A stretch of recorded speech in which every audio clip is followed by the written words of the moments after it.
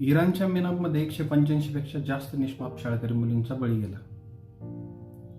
ही घटना केवळ एक अस्वस्थ करणारी नाही, तर ती एक आंतरराष्ट्रीय कायद्याचं इंटरनॅशनल लॉचं गंभीर उल्लंघन आहे. जिनेवा कन्व्हेन्शननुसार युद्ध किंवा संघर्षाच्या परिस्थितीतही शैक्षणिक संस्था संरक्षित प्रोटेक्टेड ऑब्जेक्ट असतात. प्राथमिक शाळेवर असा हल्ला करणं हा थेट युद्ध गुन्हा वॉर क्राईम मानला जातो. संयुक्त राष्ट्राच्या युनायटेड नेशन्सच्या बालहक्क जाहीरनाम्यानुसार प्रत्येक मुलाला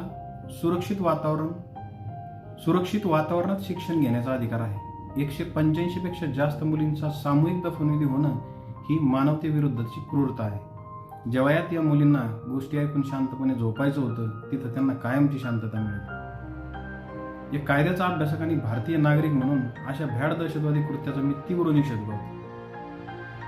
अहो, जगाच्या कोणत्याही कोपऱ्यात निरागस रक्ताचा सडा पडणं हा संपूर्ण जगाचा पराभव आहे. या न्यायासाठी आपला आवाज उठवणं हे खूप गरजेचं आहे. त्यामुळं हा व्हिडिओ शेअर करा आणि नक्की निषेध नोंदवा.